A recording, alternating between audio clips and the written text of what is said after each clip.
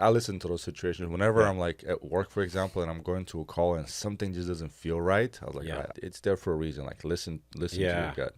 Totally But like agree. you said, if you all you do every day is sit on your ass, play video games, and you have absolutely zero instincts, how are you gonna be able to deal with You stress won't. that comes with you? No, absolutely. No. The only instinct would be to go get some Cheetos, right?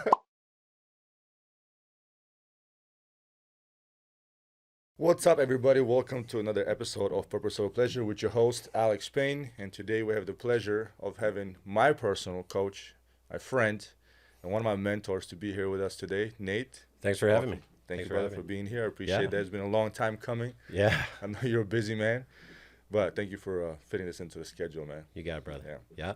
This is the guy, one of the Met scientists who got me in shape, who showed me the ropes, right? What did I tell you in the beginning? Show me the way. Teach Yeah. me how to Show you the fish. way and, Yeah. and you'll get it done. And, I don't know if I can take too much credit of it because, we know the blueprint very well.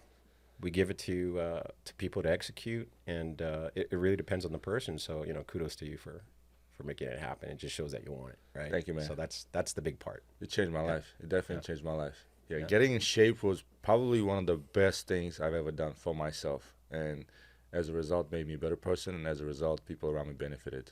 Tremendously, yeah. And Yeah. I'm the same way. Had my own journey just like you. You just end up being a better person, right? Because you're controlling the two things you can control, which is what you eat and how you move your body. Yeah. Now, well, That's for that's some people, what you eat is really hard to control. Yeah, Yeah. yeah. I mean, it could be, but when you really come down to it, it totally is in control because no one can, unless you're getting force fed by somebody spoon feeding you, Yeah. you still can say no. You have the power. It's True. just harder if your mom cooked it or, Yeah. your girl cooked it and it's not really aligned. That's really the only time, but it's simple, man. And once you like, hey, I'm all on board. I need to get this result. It happens. Right? Speaking of, Yeah. of eating, man, why do you think most people struggle with fixing their nutrition habits? Like for me, I know what it was for me, right? In general, across the border, why do you think a lot of people struggle with not knowing how to properly eat? Yeah. So I think it's a couple of things that I've, after coaching for quite some time, I've keep running into the same things. Yeah. Right. First thing is going to be social setting. Yeah. Social setting is going to be like either your family or your friends. There's a lot of pressure there. So you might be on this program, but your mom's saying, hey, you need to eat this. I've always made this. You kind of get that guilt. Or your friends are like, hey, we're going to go in this time. We've always eaten, Yeah. Buffalo Wild Wings on this day, watch football. Right. And so that makes it difficult.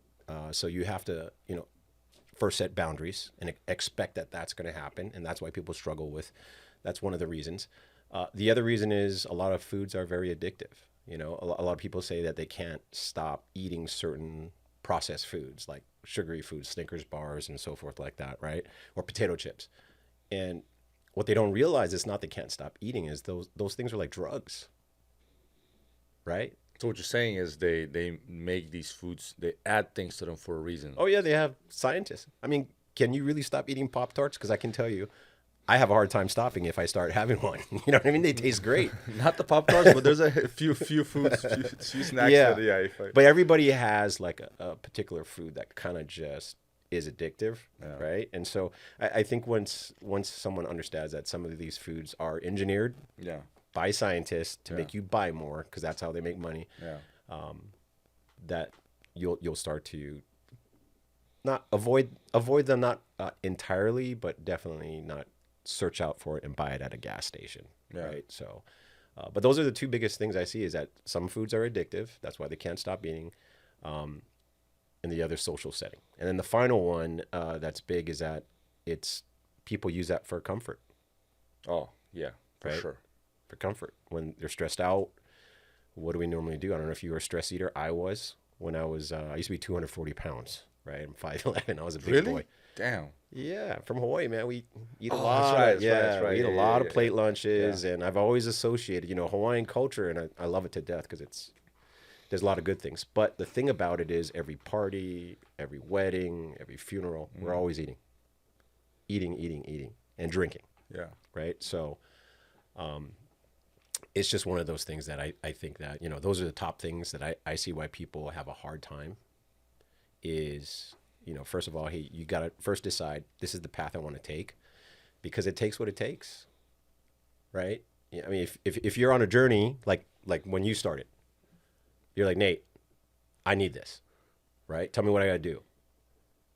And I'm like, okay. So, you know, I kind of looked at your profile. Okay, this guy's, you know, he's doing these activities. He has this type of job. He has these type of goals. It was very specific, right?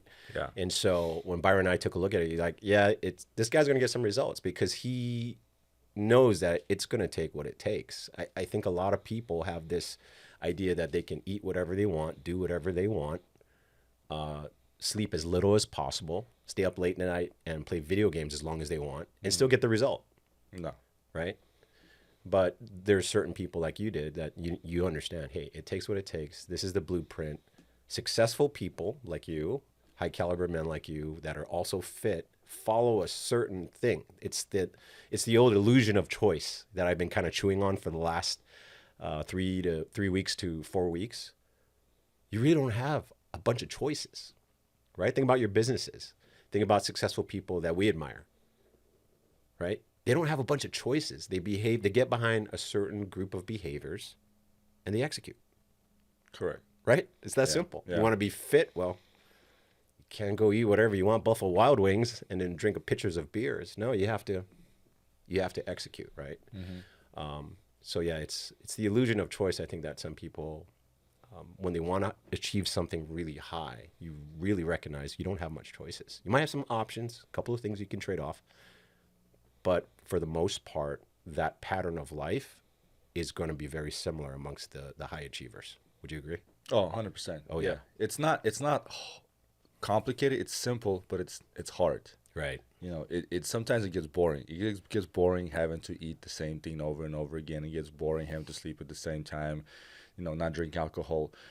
However, after a certain period of time, when you start seeing the results, when you start feeling the results, you feel good, you act good, your mind is cleared. You're like, oh, I don't need that. Like, I love the way I feel. I'm optimized. Yeah.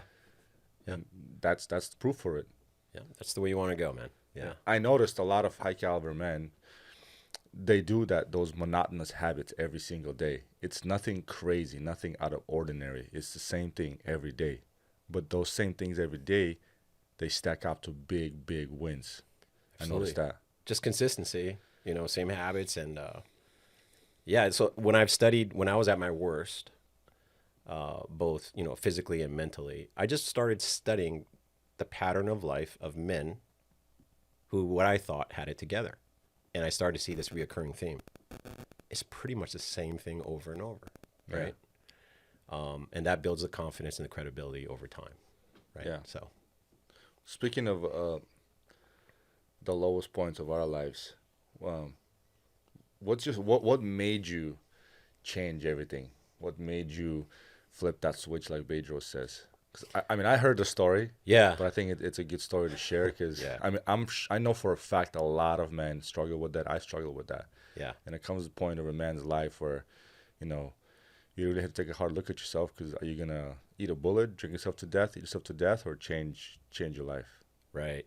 Yeah, and you know, for me, I worked in a different industry. I was in the car industry for quite some time, and that industry, man, if you talk about vices, anything you want in that industry will be given to you. So if you're about vices, go into that. If you're trying not to like tear your marriage apart or, you know, just have a terrible life, probably there's other avenues you could probably choose. But anyway, I was in the car business, and I reached a point where, you know, I was fairly successful. I reached the upper levels of higher management, and a couple of habits that I had at that time. Eat whenever I wanted, drank a lot. I was drinking about a half a bottle of Johnny Black every single day. Every day? Every day. Damn, dude. I thought I was a gangster. Smoked a pack of cigarettes and a half every single day. You smoked for real? Oh, yeah.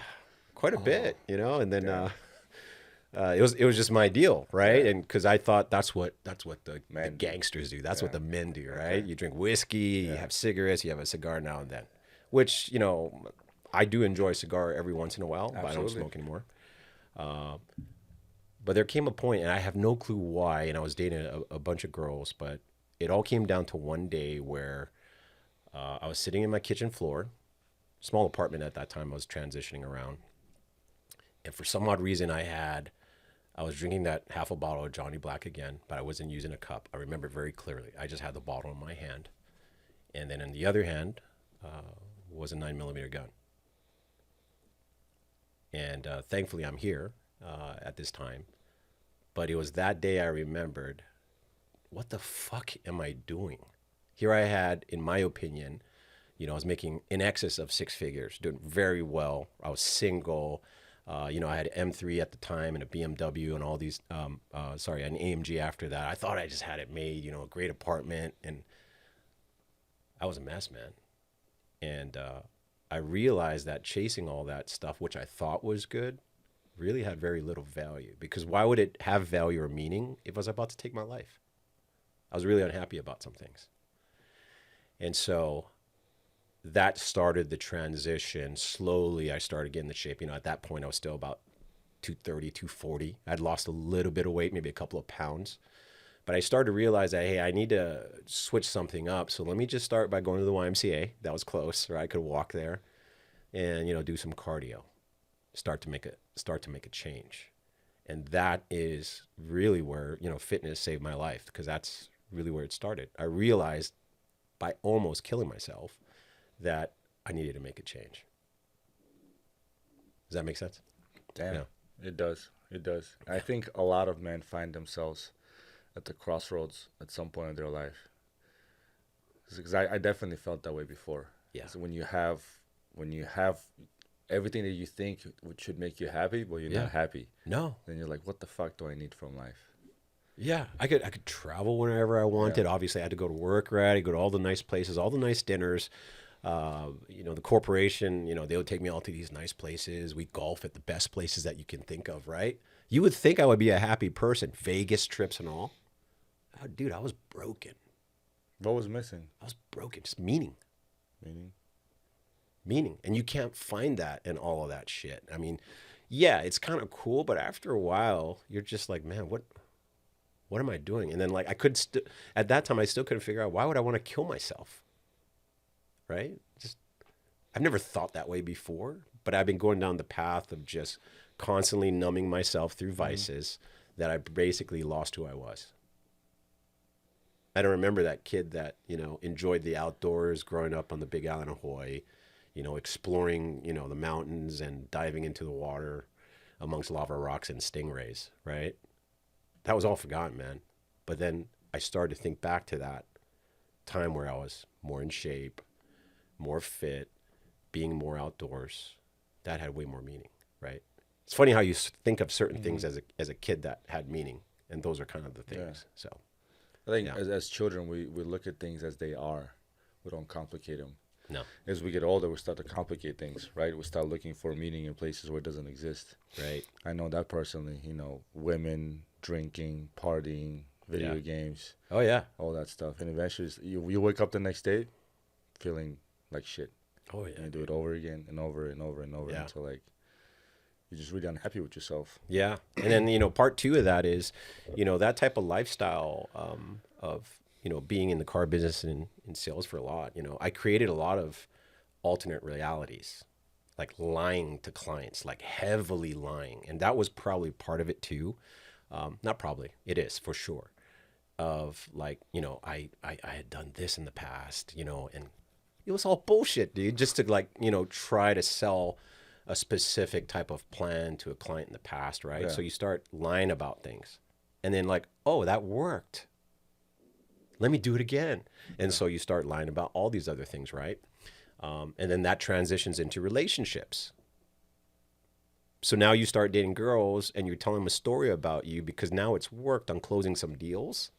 Then now you start to do that with girls. And then what happens though if you decide you want to have a relationship with a girl? Everything you told her was a lie. Yeah. Right? So now you got to go backtrack, right? So, dude. Backtrack all your life? Yeah, man. And so a lot of guys say, hey, people who know me now, they're like, man, you're a great example of a great life. And I tell them, let me tell you something. I am not the best example. I'm the example of what you don't want to do when you've gone down a path so dark and lived pretty much a lie for quite close to a decade of like what not to do. So I'm like almost like a cautionary tale. So I like to share that part where fitness is the ultimate truth, in my opinion. When I decided to put that stuff behind me, decided not to kill myself, I got under a bar and started bench pressing. You know what I found out? The bar doesn't lie. Yeah. It's either you can lift that shit or you're not. It's going to tell you, did you sleep good? Did you eat your protein? Did you do your mobility exercises right? Every time you go, it's the ultimate truth. Same thing with the squat. You know, there's good days you squat, there's bad days you squat. But it's going to tell you. Because the gravity hasn't changed, at least as far as I know in the universe, it's still the same, right? So if you're trying to squat 265 and, you know, last week you got 10 and this week you got 4, there's probably some problems, right? And so that's where fitness saved me. If I could, you know, share something about that, is it's the ultimate truth. When I started running, same thing. Dude, I sucked. Obviously, I was smoking for so long, for like a decade, right? It's not going to lie. Right? If you can run a mile in 10 minutes versus 5 minutes versus 12, the time's the time. Yeah. And so that started to really lead me now down the path of, hey, truth and sincerity is going to get you a lot more meaning in life as opposed to all this bullshit that you've been a part of. And that's it. And then that started pouring into relationships. I became more truthful. I became okay with my past of the bullshit that I did. I asked for forgiveness from some people. There's some people to this day I've lost contact. I would love to ask forgiveness from them. You know, we're out of contact, right? But you know, hopefully, you know, they've seen, you know, some of the podcasts. Maybe they'll see this one and know, like, hey, that dude's not a dick anymore. He's not a bullshit artist, right? He's legit now. He's still not perfect. He's got a lot of, you know, problems still, but you know, he's working through them, right? And so. Anyway, hopefully that, I know I kind of went off on a tangent on that one. No, but, it's good, man. I love it. I love it. Yeah. I think a lot of men have issues with admitting that they're full of shit a lot of times. I was one of those men. I've created a life around me at some point in my life where I thought I'm the shit. And everything I wanted, I sort of had. I was making good money. I was a bachelor, you know. I had access to a whole bunch of women, maybe too much women at some point. I wasn't happy, dude. And I remember asking my friend at the time, like, man, like, what do I do? How come I'm not happy? And I remember he laughed at me like, dude, are you stupid? Like, you have everything a single guy wants, and you're sitting here crying about it. And I'm like, you don't understand. He's like, I don't understand yet because you sound dumb. You're not making sense. And it's hard to explain that. When you're surrounded by guys who are kind of on the same page, it's hard to get out of that cycle because you're just constantly going to be going out, you know, with women and drinking and partying and, you know, doing things. And it's like, and when somebody comes along and tells you, hey, like, you need to get your shit together, it's almost like a shock. Like, what do you? I do. What do you know about me? Right. I'm the shit. Right. You're not. You're really not. Right. You know, I think every man needs to at some point look at the mirror and ask himself those questions. Yeah, the meaning is a big thing behind it, right? Because there's only so much of that you can do to the point you feel that emptiness. Yeah. Right. It's like, why do I feel this emptiness? Although I've achieved X, and I'm dating these girls, you know, I've reached what I see as a high level, and it's really just the meaning part of it, right? It's always our search for meaning. So, does your upbringing have anything to do with how you end up in life, in the first chapter of your life before that breaking point? Yeah. So the first chapter of my life. So I grew up on the Big Island, which was pretty rural, right? I grew up on the north port of the Big Island. The northern point, the high school mascot's the Kohala Cowboys. So it's kind of interesting because no one thinks there's cowboys in Hawaii, but there's actually quite a bit. Really? I had no idea. Up until a few decades ago, I think the largest ranch in the United States was on the Big Island. Parker Ranch is one of the big ones. Now they have Kohala Ranch. So pretty rural. So grew up pretty humble. My mother got pretty sick of it, and she had some problems with my dad. My biological dad. So we moved back to Oahu, and that was a shocker for me because now that's city life, right? Honolulu is city life. Yeah. And so that was a little bit of a change. And I think one of the big ones that may have influenced kind of how I grew up was they were Jehovah's Witnesses growing up. I have nothing against that religion, Yeah. right? And I think there's good principles there. But what growing up that way meant I didn't have any birthday celebrations. I never celebrated Christmas, Halloween, because, obviously don't believe in that, Thanksgiving and so forth, right? So that already kind of put me into like an introverted place, separated from the rest of my classmates. Yeah. You wouldn't pledge allegiance to the flag. And the funny thing about They it... wouldn't pledge allegiance to the flag? No, not that either. And so obviously, I went along because I'm a kid. What do I know, right? But as time went on, I got to high school, I started to have disdain for it because all I saw was separation. I didn't see religion. I saw separation, where I was separated from my family. It was crazy, man. And so that already started this kind of like, I'm different than everybody. Maybe I'm not good enough type of thing, right? That already starts you down that path, right? I don't get to celebrate these things. So, and I always, my wife still to this day thinks it's odd that like, I don't get super excited about birthday celebrations. And then she remembers, oh, you never had any. Exactly. Never had someone bring out a cake. Yeah. So it's very different, right? So I think that kind of started to set the tone of how I kind of looked at life, the filter, the lens, that I was already slightly different. I'd experienced less than others. And almost like not so much a victim mentality, but kind of like I had less. Right. And so now that started to propel me to make different choices. Right. And so that definitely, I would say, influenced. My sister and I still talk about it today. Funny thing is, my parents now celebrate everything. So all that, man. All that, yeah. Well, I think that what broke them was the grandkids, right? Yeah. Once you have grandkids, and they knew that my sister and me, we're not doing that. I'm not doing that. Yeah. I'm not going to cause a separation for any religion. My family's my family. I'm going to love them no matter what. And now they celebrate it. So I think that's... I couldn't break them, but my son, Your son did, and my sister's sons broke them no problem. So you still practice Jehovah's Witness, or no? I don't practice. My wife is atheist now. I wouldn't say I'm atheist. I would say I'm more. I don't really practice anything. So it's very similar to like the Japanese Zen Buddhism. It's not really a practice; it's a way of living, a way of thinking, almost like a mix between Eastern thought and Stoicism. Eastern. Right. Well, Eastern thoughts are pretty stoic. Yes. A lot of it. I remember reading Art of War. You get the hints of stoicism there, here and there, a lot actually. And I was like, okay, two separate cultures, separated by hundreds of thousands of miles and years of upbringing, but the fundamentals are similar. Right. I think it all comes down to just being a man. I'm reading here and there. I'm reading Meditations by Marcus Aurelius. Oh yeah, great book. Yeah, also a great book. Yeah, there's 4 books this year. I told myself I'm gonna really, really study, like, because I would read a book real quick and then move on to the next one. And next one, I realized no, I need to like pick 4 books that I'm gonna study. So I picked 4 books, 1 per quarter. First quarter, I'm studying psychocybernetics. That's a deep book. That's a deep book. Yeah, dude. I can tell you that I haven't really read that more than once because it takes, I would say 6-7 readings of it to really get it. Yeah, go back and listen to it. But it's crazy how the book is written by a plastic surgeon. Book on psychology written by a plastic surgeon, and it all started because he realized I can change somebody's appearance.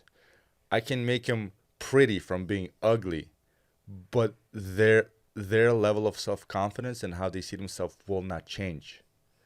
And it's crazy.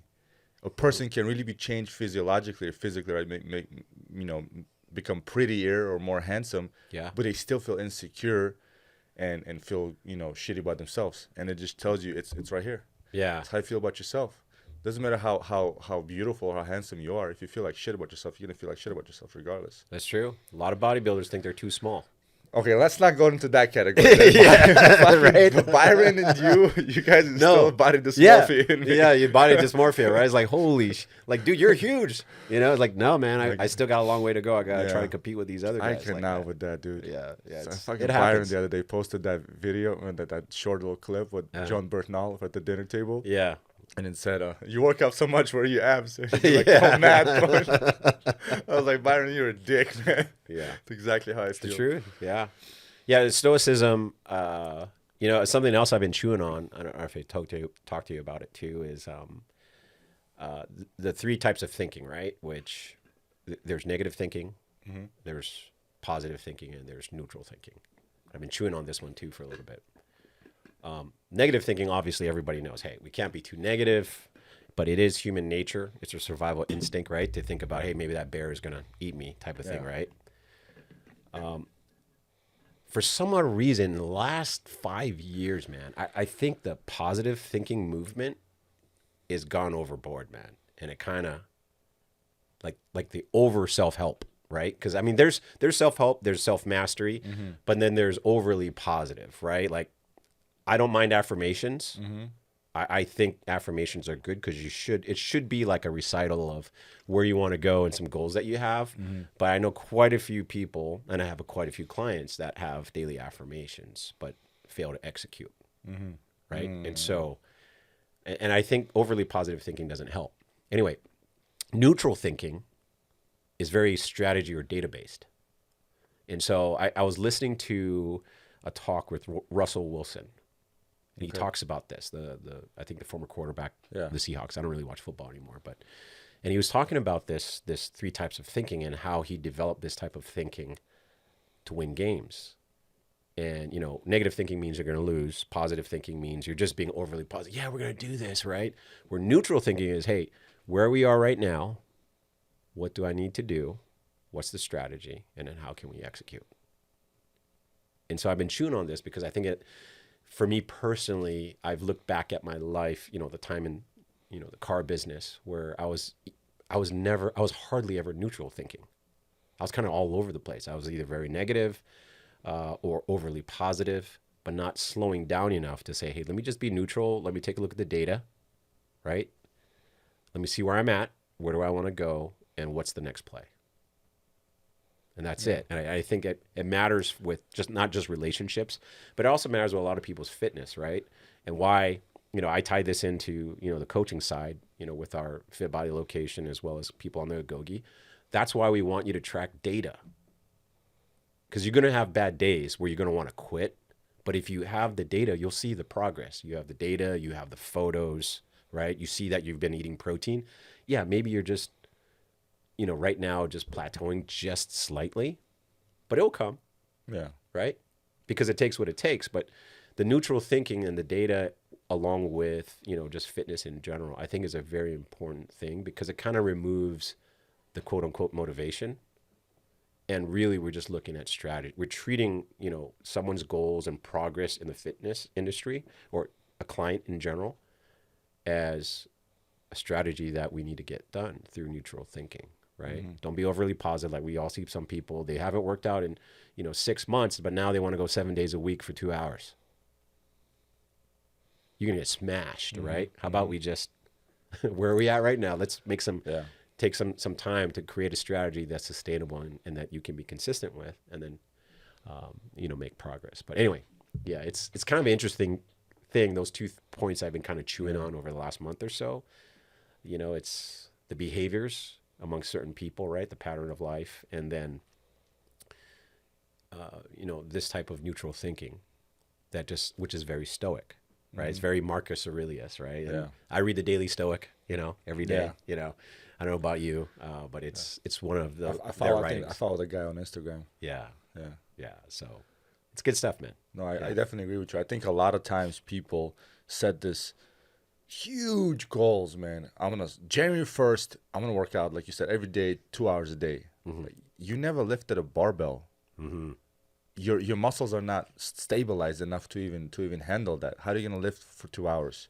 I think it's just the proper way of doing it. This would have worked for me is have the end goal, but break it down into small achievable goals. Because you're trying to shoot for the star right away, you're gonna miss most likely. Yeah. But if you're like, okay, let me do, you know, 5th floor, 10th floor, 15th floor, 100th floor first, and then I'll go climb higher, it's definitely more achievable. And a lot of it is fundamentals, man. Right. I remember the first, 8 weeks of the program, I was like, man, Nate's full of shit. Like, this Yeah. shit's not working. I'm losing weight. Yeah. Like, what kind of bullshit is Yeah. that? But I'm just like, okay, I just gotta do it. I just gotta do it. And then you start seeing the results. And then it's like a self-revolving wheel. You just see the results, and you just keep pushing you forward. Keep pushing. It pushes you forward. Right. That's all it is. It's not rocket science. It's eat the same shit, sleep at the same time, or somewhat, and do the same exercises. Yeah. Not rocket science. You don't need supplements and freaking all Yeah. kinds of crazy shit. You really don't. I mean, you can get a lot done just through habits, sleep, good eating, and de-stressing. It's quite interesting. But, it's like anything, sometimes the fitness industry is like pharma, right? Of course they want you to take supplements, right? These companies make money off of that. But if you just eat well, you can do 90% of the work, right? What do you think are the best supplement? Not the basic supplements every man should take. I think basics for sure. Creatine, it's indisputable now, right? There's so much research, most studied, only one proven to actually build muscle.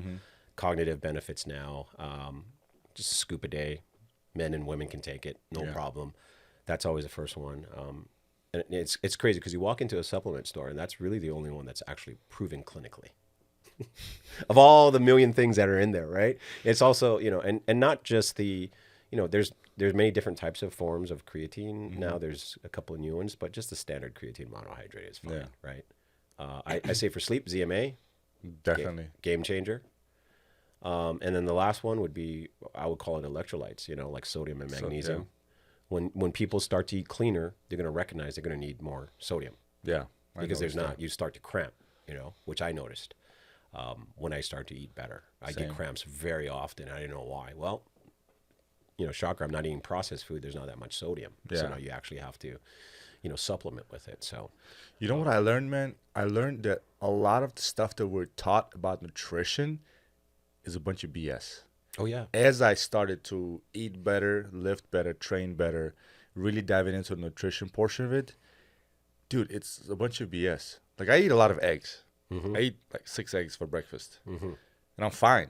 I have a friend who eats 8 eggs for breakfast. He's fine. He's a monster. He's always been fit. He's just calling the bull. Look at the modern science, dude. No more than 2 eggs a week. Man, get out of here with that bullshit. 2 eggs a week. Yeah. Like, who said that? Oh, don't eat oil. Don't eat fat. Don't eat this. Don't eat that. Like, according to who? We used to eat nose to tail. What do we eat now? Processed crap. Exactly. Yeah, and some of them are just, they're paid shills for those type of industries, right? And we know that statins are not what they're cracked up to be. There's actually a doctor right now that's he's comparing eating Oreos. No. Yeah. No. Yeah, and lowering his my cholesterol. God. But it's working. So, most doctors will say, hey, you take a statin, you can go ahead and, help out your cholesterol level. I can't think of his name right now. Maybe you can attach it later in the in the podcast notes, but it's very interesting that there's a doctor that is showing his results by eating Oreos. He's improved his cholesterol numbers for modern history. I don't know, man. So that's weird. It's all What he's trying to show is bullshit. yeah. Like the current way that we think, what they're trying to tell us, right, is that eating the proper way, not the way that they're telling us to eat, is being a rebel. Yeah. Right? We're a rebel if we're in shape. I don't know if you saw all these different things. If you're in shape, it might mean that you're a white supremacist. I'm like, wow, I didn't know I was a white supremacist for going to the gym, right? So you have all these things. I cannot believe this. Whatever it is, right? And then now there's this new doctor that's out, and she's a little bit bigger. She's been all over TikTok, and she's saying that don't even work out. She's obese for a doctor, but she's saying that, hey, it's not going to matter. You're going to go back anyway, which I do agree that 95% of the people who start a fitness program in 3 years will return back to the same weight. 2/3 of them will actually gain more weight. Wow. That is statistically true. So what she's saying is actually statistically true. But that's on you, though. But that's on you. Yeah. So, you look at maybe we should, instead of promoting that just to give up, maybe we ought to promote the 5%. How do they live? How did they stay on track? How did they make decisions to live longer and have less fat on the body, right? Because we know that the more fat you have, the sooner you're going to die. It's just what it is, right? Yeah. So anyway, yeah, we live in a time where being in shape and healthy is part of the rebellion. Yeah, it's pretty ridiculous, man. What pisses me off is these doctors that claim that cold shower or ice bath is actually bad for you. It's like, man, get out of my face. Yeah. It's like somebody I saw a post somewhere, and the guy he was running, outside, outdoors, without a shirt. It's winter, and people are just bashing him. This is crazy. You're gonna die while you're promoting this. Some guy said a comment like, "I'm a doctor. I'm telling you right now, this is not good for you." I was like, "Bro, shut up." I've been taking cold showers and ice baths for like over a year now. I'm perfectly fine. I feel great. Have some of my body recover. Like, you're full of shit. And look at his profile. He's a fat dude. Fat dude. I don't care if you're a doctor, dude. Look at yourself in the mirror. Yeah. Your image tells me a lot about you. Yeah. You can have 50 different degrees, but you're fat. You got man boobs. You're not gonna sit here and tell me that my cold showers or ice baths are bad for my body. Yeah. I will outfight you any day. Yeah. Don't tell me that. No, I agree with you. I had my wife laughed. I had a fat doctor, a GP, try to talk to me about health and nutrition. And I basically said, "Doc, please don't."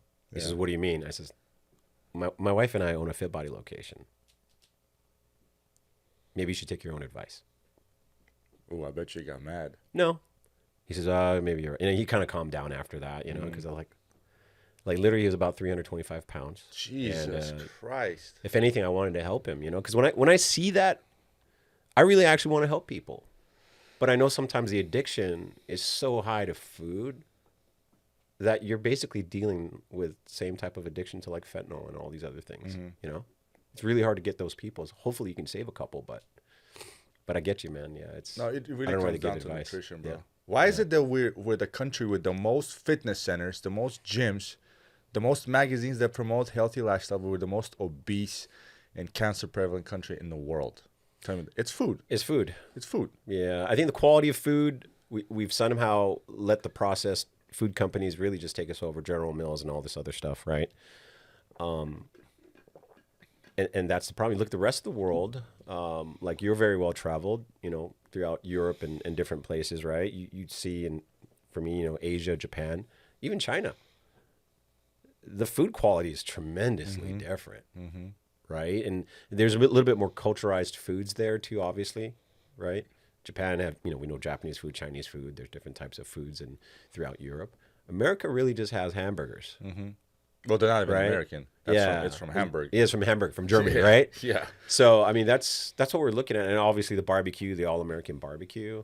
And so I think that could be part of it. But it's really just everything is convenient here, and people just want to make things quick. They don't actually take the time. I don't know if you've ever made friends with, I'm sure you have, people outside of the United States. Man, they take their cooking pretty seriously. Asians take their cooking seriously. My mother-in-law from Mexico, although not everything is very healthy, they take it serious. And everything mostly is home cooked, right? They eat out once in a while. Yeah. And I think that's a big difference because, and this is no slight on a lot of the ladies, but I'm going to mention it anyway. There's not that many ladies and men that know how to cook. Nowadays, especially the new generation. But they just DoorDash. Yeah. Right. It's sad. It's sad. You know what? The biggest thing for me when I came to this country, I was 16 years old. When I would go to a store and I would go to the section where all the fruits and vegetables are at, they don't smell. There's no aroma that comes from it. Growing up where I grew up, you go to a market, we call it bazaar, and people just selling fruits and vegetables, strawberries, peaches, everything. You can smell it from like half a block away. You just smell the peach or apricot or whatever it is. Here, like I would pick it up and I'm like, nothing. It just doesn't smell like anything, and it's sad. And so when I went to Bali, every time I travel, I remember my childhood because I'm like, this is what's supposed to smell like. And you're not supposed to have the same fruit 365 days a year. Right. It's seasonal. Right. But here we have the same fruit or same berry all year long, and they don't smell. Right.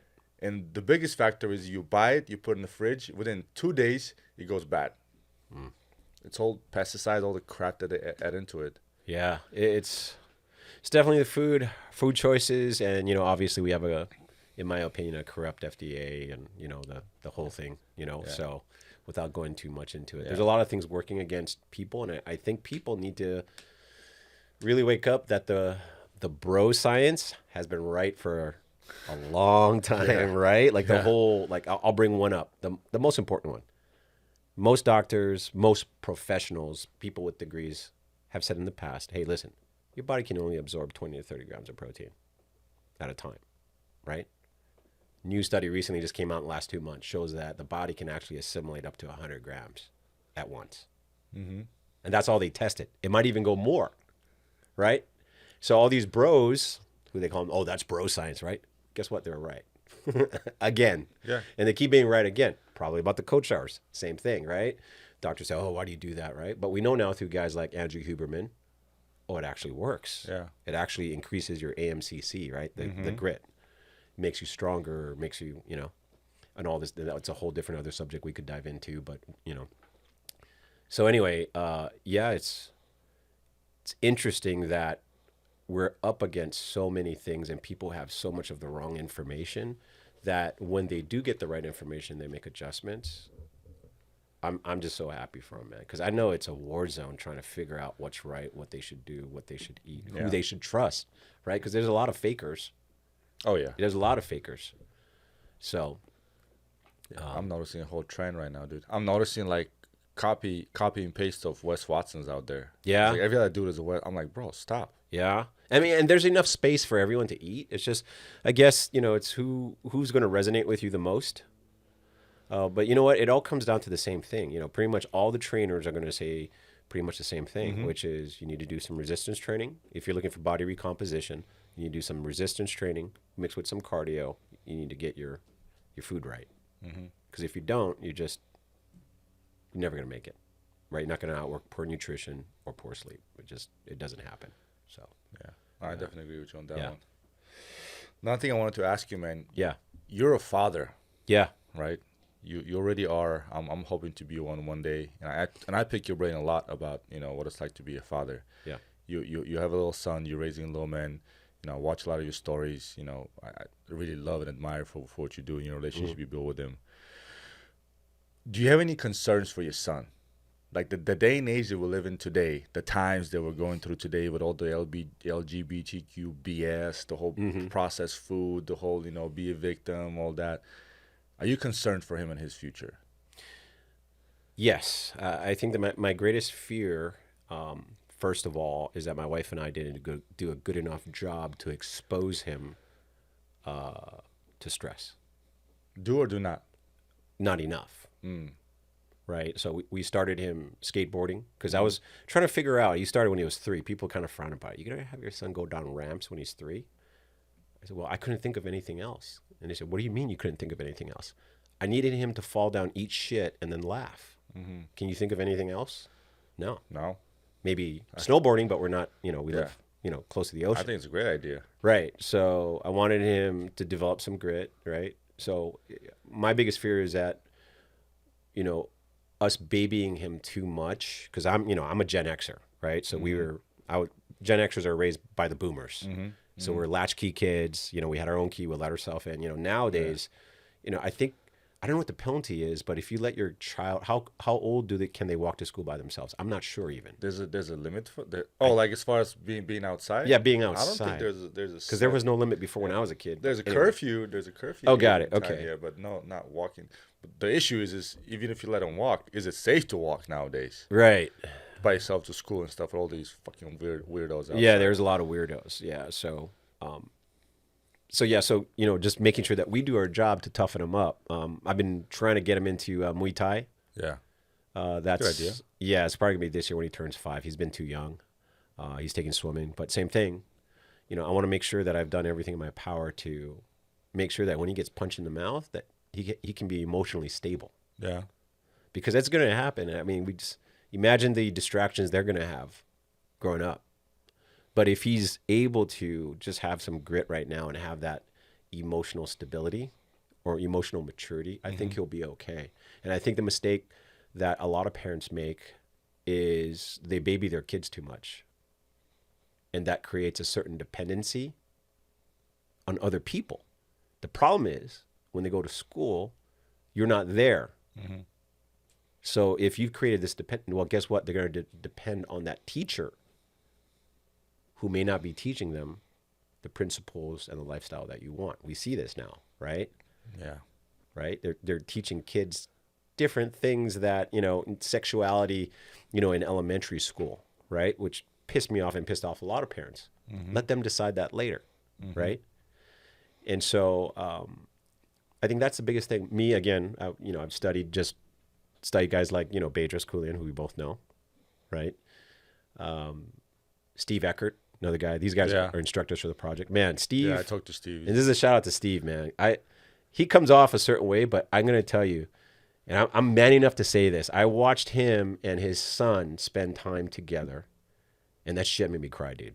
Really? Like just spending time, he plays video games, but the relationship he had, the one time, I forgot what it was specifically, but I teared up. I saw them at an Operation Black Site. It was probably the second or the first or the second one that I was at, and Steve was either there or Musogi. No, I'm not sure now. He was there the Black Side with the it was one of them, but I forgot what it was. But man, that he has such a great example, and just like how I studied when I was out of shape, this pattern of life that successful men had who had meaning and weren't like trying to blow their brains out like I wanted to, right? Yeah. Steve Bedros, same way. And Steve takes his family everywhere. I see that, yeah.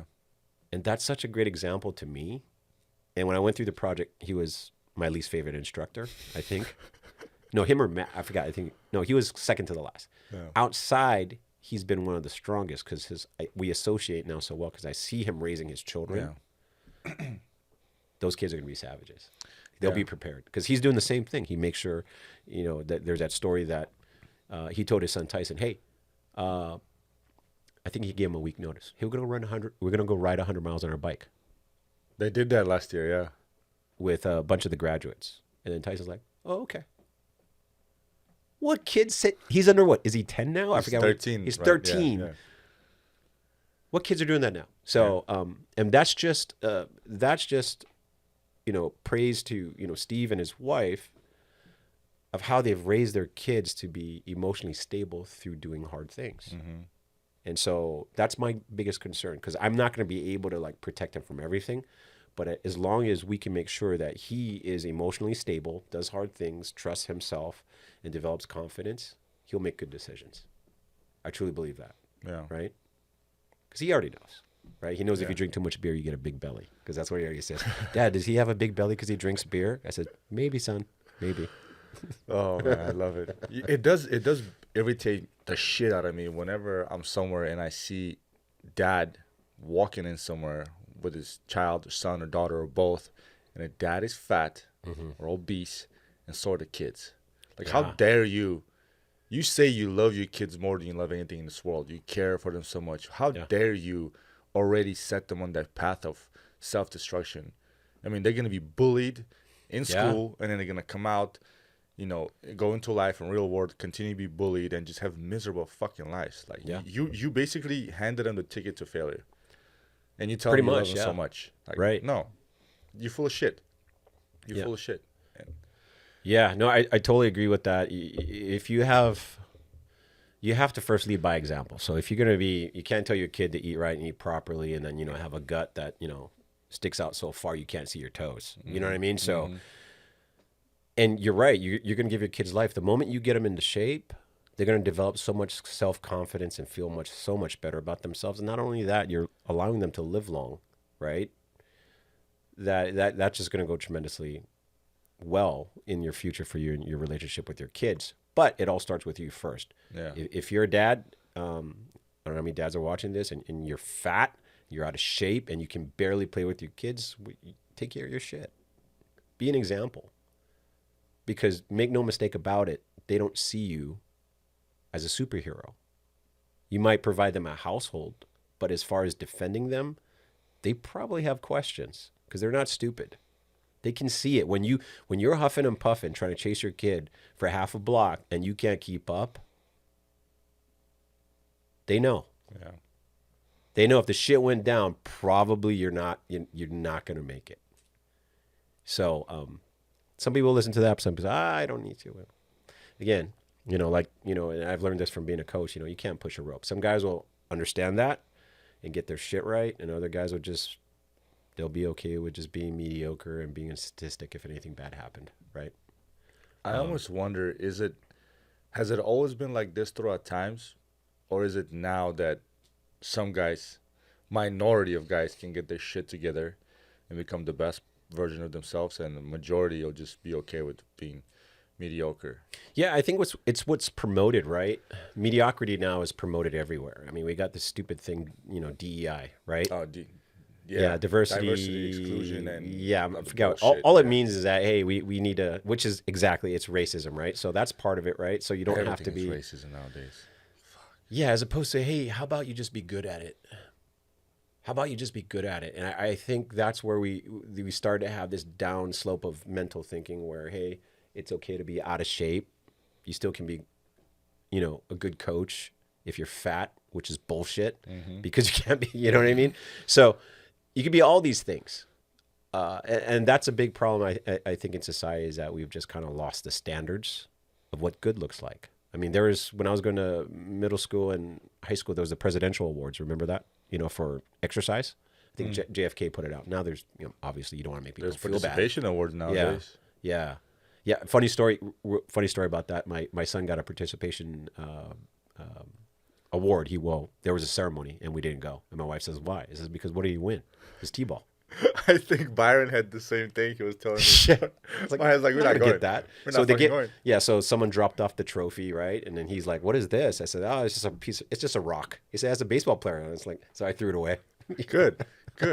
Participation trophy. Yeah, so where it all went wrong is that we're just, again, men, we're distracted right now. We have all the distractions, right? We talked about what am I worried about right now. What is there? There's, social media, there's movies, there's video gaming, there's porn, there's all these things that distract men, and it's really just taking the fight out of them.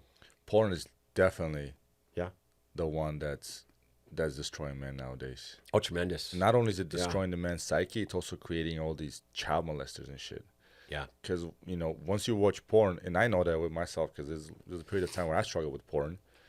I had to kick that. I'll admit I had an addiction. I had a porn addiction. And I realized that the more porn you watch, the more and more hardcore stuff you want to see. And then I read a study somewhere that they said when these young boys start watching porn since a very young age, as they develop and they become older, they look for more and more hardcore stuff to get them excited. And guess what? After a certain point, they start tapping into like violent behavior, child pornography.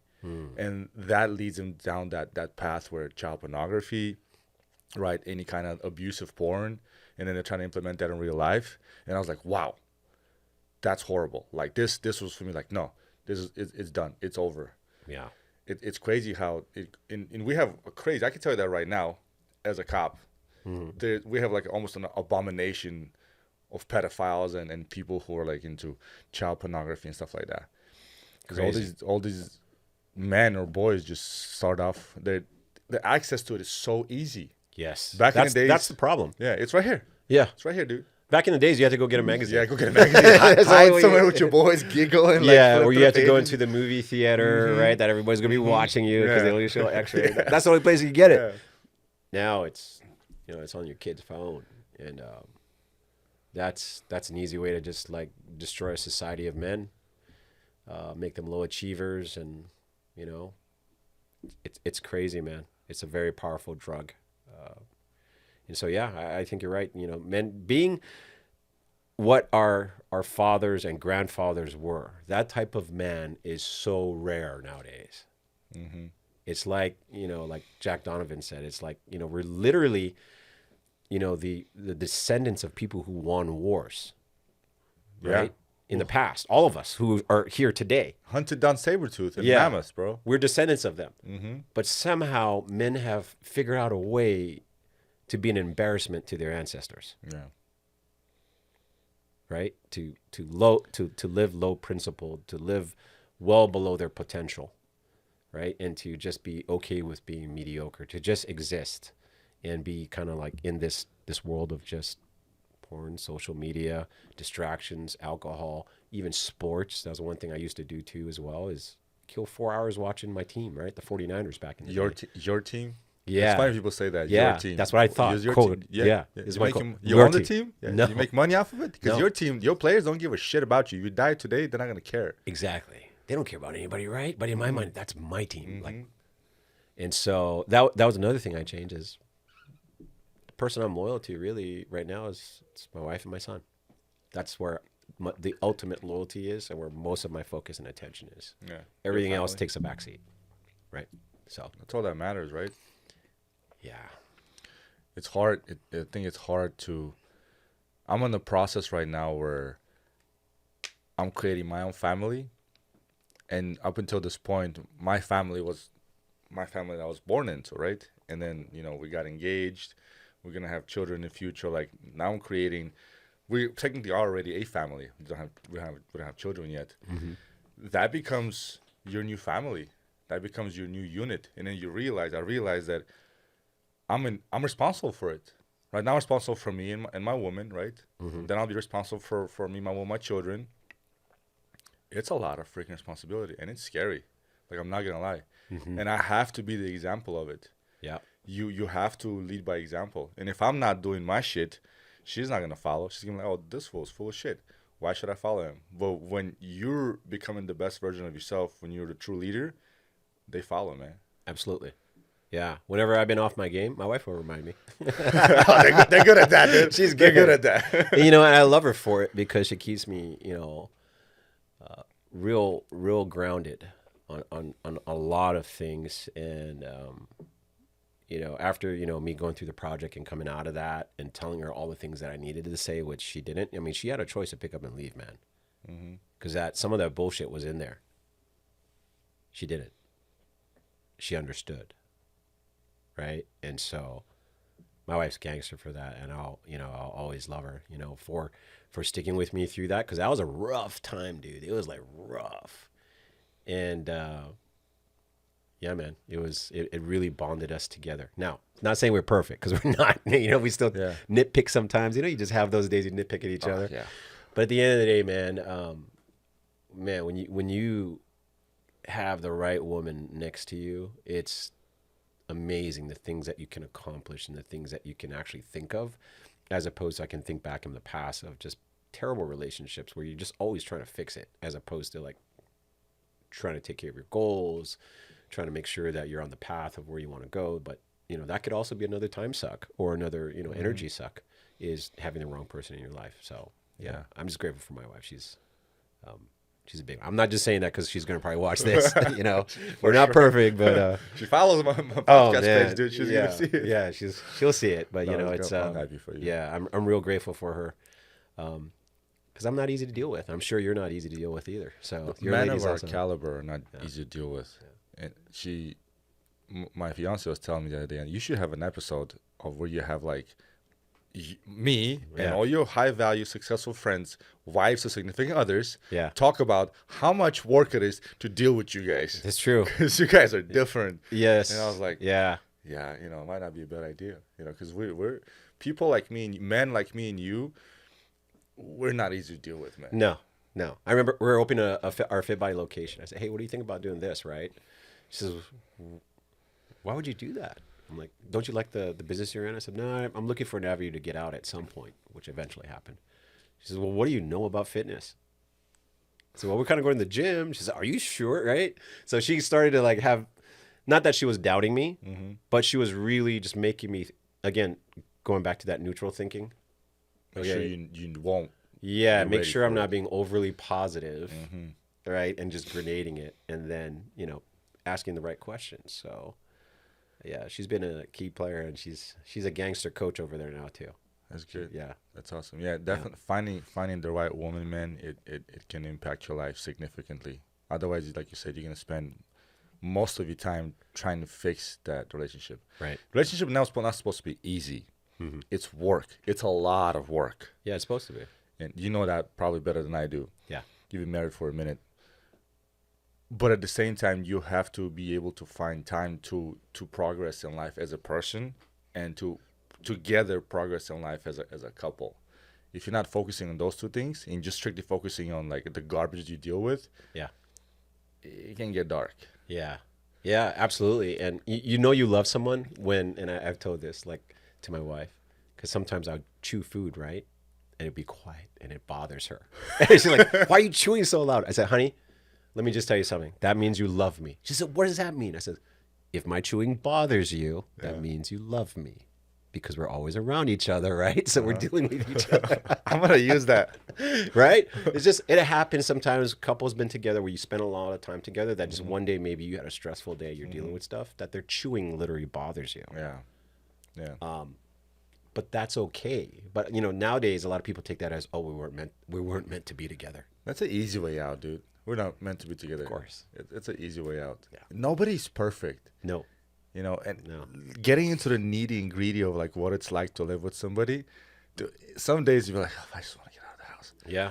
But for a brief moment, what I would never want to get to the point where, and I work with some guys like this, and I think it's a pathetic way of thinking when they say, man, I can't stand my wife. You know, I was injured. I was off for 2 weeks. I couldn't wait to get back to work. Or my wife and kids drove me crazy. Like, dude, fuck, man. Like, is your family life structure really so miserable? Like, you don't want to go home or you want to leave the house to go to work? That's your happy place? Like, I understand it's good to love what you do, but you got to be wanting to go home at some point.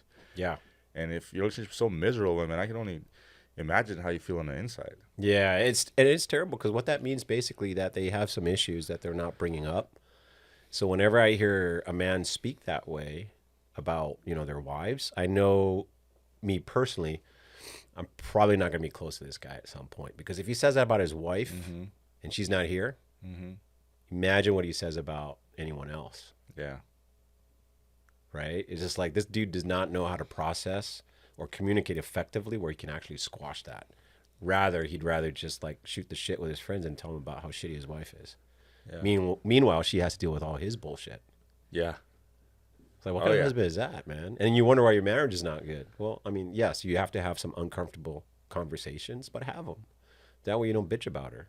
Yeah. You know, because everybody has problems. Nobody's perfect. But it's just, you know, like you said, you know, being willing to work together, it takes work. And you have to communicate. And it's going to be uncomfortable. Might be some tears, but you'll be stronger and closer, right? I always wonder, like, some people who, like, married for 50, 60, 70 years, like, damn, how do they do it? I asked this question. What was the answer? One of the ones I'll never forget. I asked an older couple. I think they're in their 80s and they've been married since they were 18. Yeah. What's the secret? Whoa. Right. And, you know, the lady, I forgot what she said. But the husband, I'll never forget it. And he says, there's only one rule. I said, what's that rule? He says, being right, it's not the most important thing. Okay. I'll good. never forget that because it's the truth. Yeah. How many arguments have I started because I needed to be right or kept going as I could have just squashed it? Said, you know what? That's okay. I'm guilty of that. You know, how many arguments, not just with my wife, but I mean, with so many people, right? As opposed to just let it go, you know?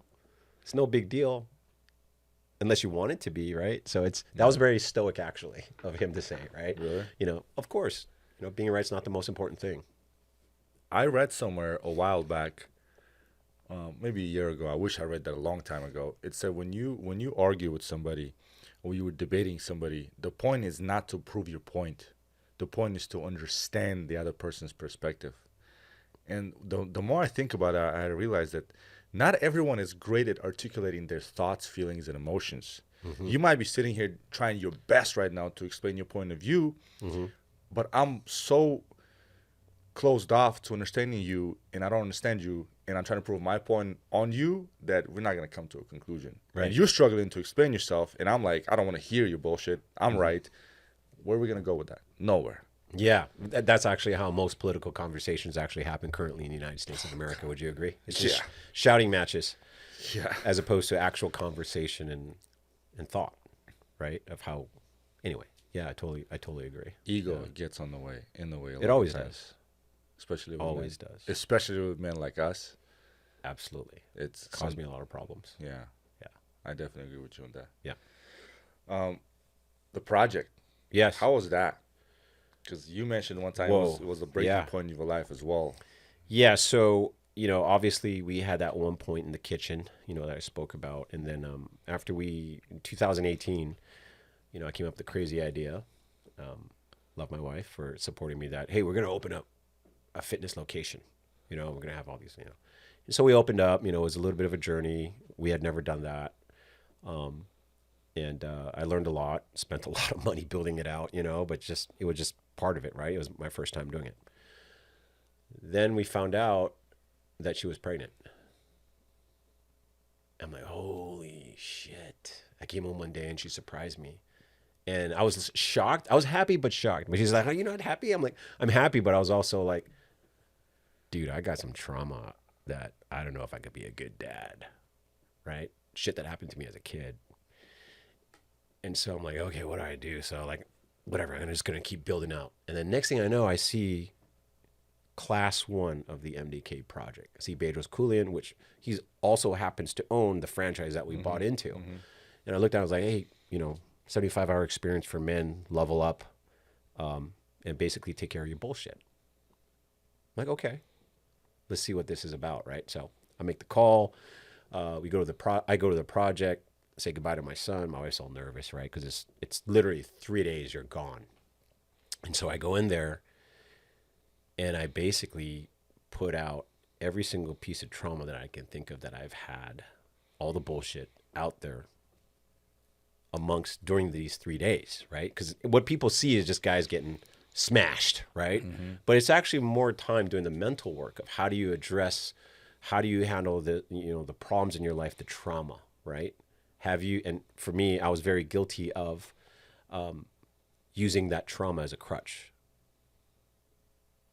right? The stuff that happened to me in the past, this is the reason why I'm this way. This is the reason why I behaved this way, because I was deprived as a kid, never had my birthdays, so I'm going to go and drink, party, do stupid shit, Make up for it. make up for it, lie my ass off, right? So all these things started to come to surface.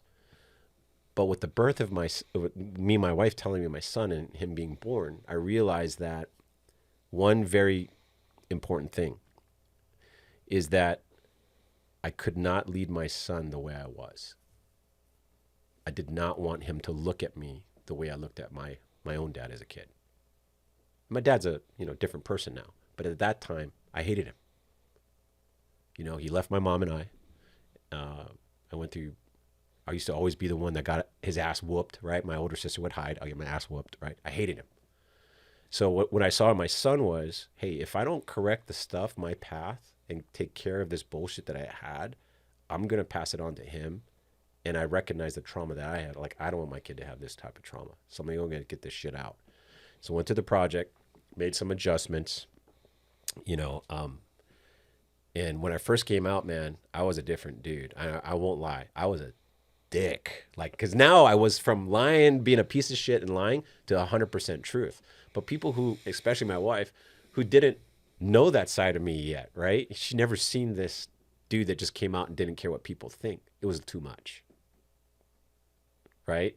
So I did it, and I tell a lot of people who know me when I got out, they feel the same. To the point where my wife actually called Bedros and say, hey, what did you do to my husband? Because I was on fire. Like, I was at fire I was still work. We had the business, but I was still work at, in the car business. I was on fire to all the people that I met, It was crazy, man. And then Bedros said, hey, Nate, he finally called me. Your wife called me. I'm like, holy shit, right? And I started to get, how you get that, you start to get mad and you start to sweat. You kind of get that thing, right? But I calmed myself down. Okay, obviously this is something my wife called. Yeah. It's concerning for her. And he was really like casual about it, but he said it in a way that really, just made sense to me. He said, hey, listen, graduating the project is a good thing, and you made the right decision to do it. But I want you to know this. The lessons that we teach you, it's for you. But when you go home to your family, I want you to imagine you being like outside at war. And before you walk in the door, I want you to mentally picture taking off all the armor that you've used to battle that day out at work or at the boot camp. And then when you get inside, I want you to show your wife your soft underbelly. Make sure that you're there for your family because they're not at war with you. And sometimes the project coming out of that will create that mindset, obviously, right? Everything is, you have to conquer everything. So how the project helped me just in general was, basically dealing with past trauma. Because I had a lot, man. I don't think this podcast is long enough. I went to some of it, on some prior podcasts, but it was quite a bit. And I think most men don't deal with it. We button up, we do that lone wolf mentality, and then wonder why we want to kill ourselves. Would you say you are the man that you are today because in spite of your father and the relationship with him growing up? I think I'm the man I am who I am today, partially because of, my experience, but literally because of going through the project and realizing that the choice was always in my hands. I always thought that it was in someone else's hands or in the hands of my past experience that would limit my personal growth. But that's not the case. The project revealed, hey, it's no matter where you are, you choose the destiny. It's your choice. You can choose to be pissed off or mad or happy. It's in any situation. It's all within your control. And I think that's been the biggest takeaway, is that it's always been in my control. I used to make a lot of excuses, tell a lot of stories, but as long as I remember that, things will get good. And now it's more about like, what do I want out of this life? What is the meaning I want to chase, right? And it's that simple. That's a whole nother big thing that we can get into. But for most men, hey, the choice is yours. Make the choice. If it works for you and you want to be mediocre and a dickhead for the rest of your life, go ahead, right? Yeah. But you're not going to impact your family. It's a disservice to your family and your kids. If you're your father especially, you cannot be selfish that way. You should be doing the best for the next generation, right? And so going back to the project, where did it help me? It just didn't help me. It helped my family. In my opinion, it helped my son. So I'll always be grateful to the men there. Byron, he and I went through. I'll be always grateful for those brothers and for those instructors because they actually showed me the way, what it is to be a father, a husband, and a man who actually trusts himself, which is the biggest thing. And how old were you? I was 46 going through there. So it just shows you a testament to it and the fact that it's never too late. It's never too late, man. It's never too late. Yeah, you just have to decide that. I had to change, bro, because it's either I had to kill the old me, not the old way I wanted to do it, but mentally, right, to make sure that I could lead my son and my family properly, because I was a mess, You think that's what most men are struggling with nowadays? They're too attached to the old version of themselves, the version that created the misery in their lives, and they're not willing to give up. I think most men are just very dishonest about the trauma that they received and that how they processed it, because we never really had like tribes of men that actually talk about these things, right? Most psychology is based on, women's behavior, right? It's not really the way men behave. And so dealing with that and being honest and not being, hey, bro, I'm okay, right? You okay, bro? Yeah, I'm good, man. I'm good, right? How's the family? Oh, everybody's good, right? How's the business? Oh, that's doing great. Meanwhile, Rome is burning. Yeah. It's a bunch of bullshit, so we just cover it up, right? Now, it's not saying to be overly negative, but hey, man, if you have a problem, going back to neutral thinking, don't be overly negative, don't be overly positive. Where am I at? What do I need to do, right? And then if you have a discussion or you have a brotherhood to talk about stuff, you can attack the problem and make it better. But doing it by yourself sucks, man. It's just, because most men, I think, are stuck with that. I'm by myself. I don't know who else I can talk to. Every conversation is about sports. What's the sports score? What's this? Who's doing what? Yeah. It's not a real conversation. Yeah. Right? It doesn't feed the soul. Doesn't feed the soul. Niners are doing good. I had a couple of buddies like, oh yeah, Niners are doing good. Like, I don't even watch football no more. You know what I mean? So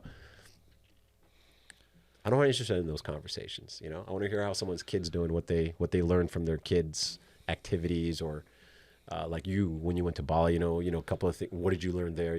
Those are the things I'm interested in. I want to know more about life experience. Yeah.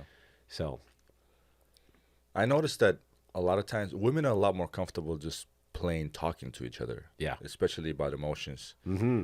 Men I think we're bond different, man. We can be working out and talk about stuff. We can be working on something on a car, cleaning guns, Yeah. whatever it is. We can be doing something, making fire, whatever, barbecue, and Yeah.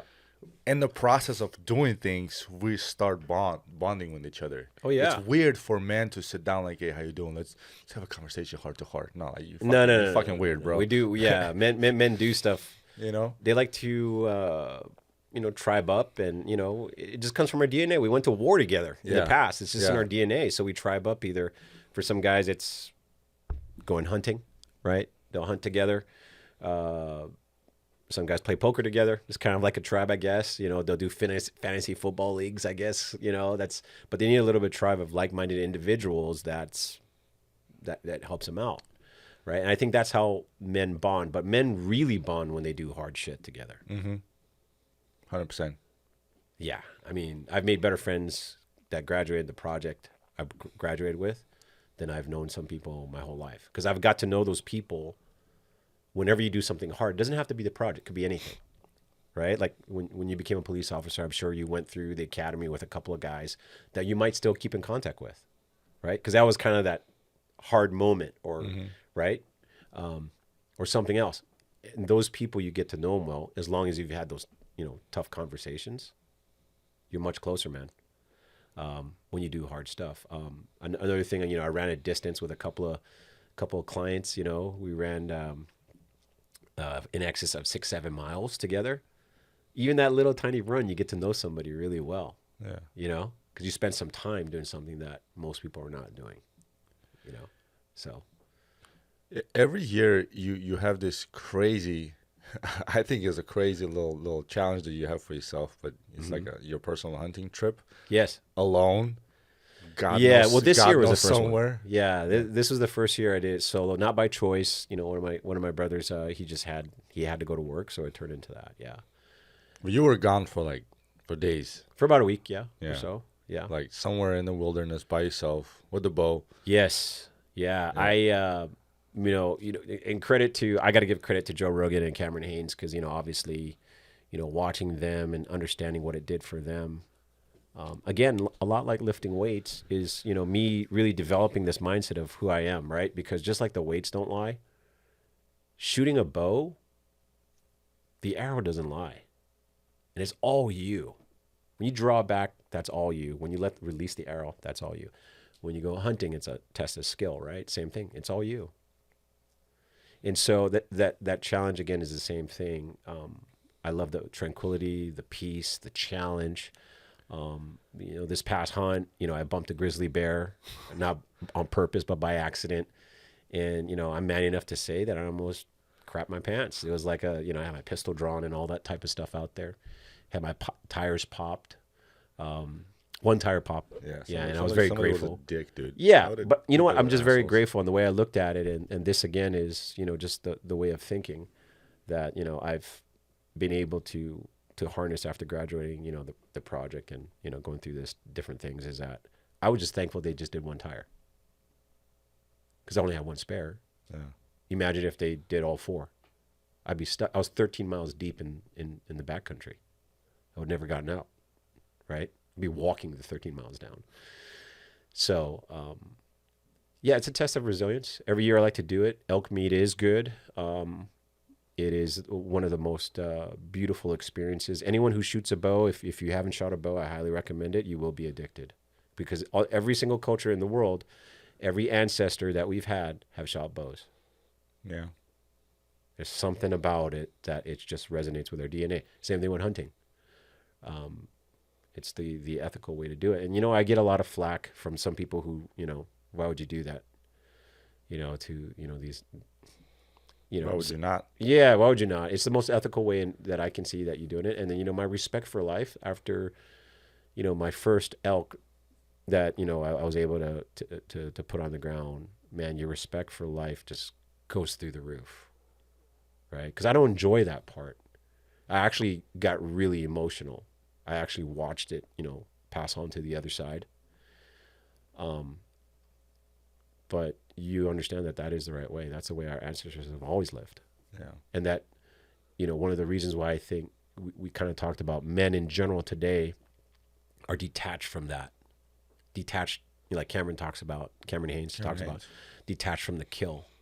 It makes you so soft that, you know what I mean? And it makes you not realize what's important. Life is important. Doing hard things is important. But we've kind of taken that out of the society of men now. They don't do these ritualistic things like I do every year, going hunting with a bow. And just being able to see, hey, you took a life. Now you got to go cut it and hike it down the mountain, 80 pounds at a time, right? 4 trips.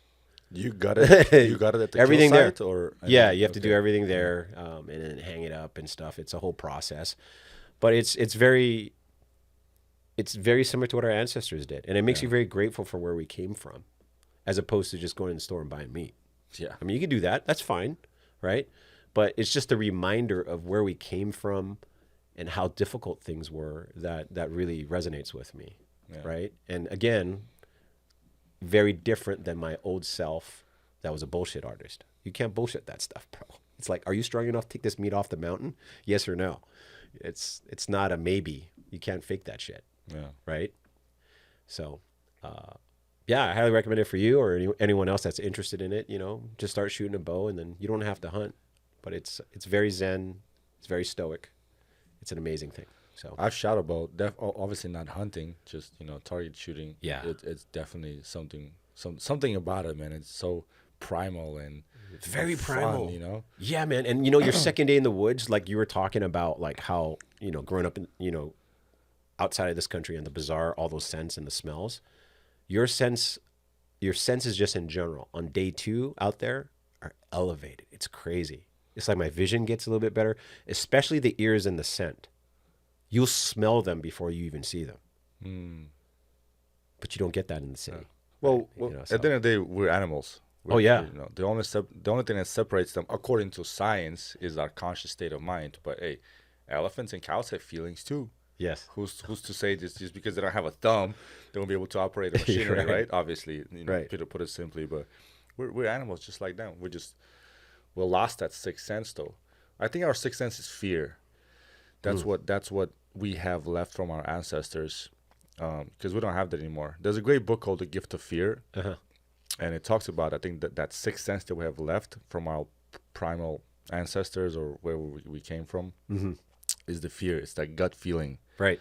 Because the first part of the book talks about, or the second part of the book talks about, they studied all the survivals of rapes and murders or kidnappings, and there was like one in particular, this lady was saying when the elevator door opened, something in her, it was a man standing there. It was her apartment building, elevator to go up to her floor. Something in her gut told her, don't go in that elevator with him.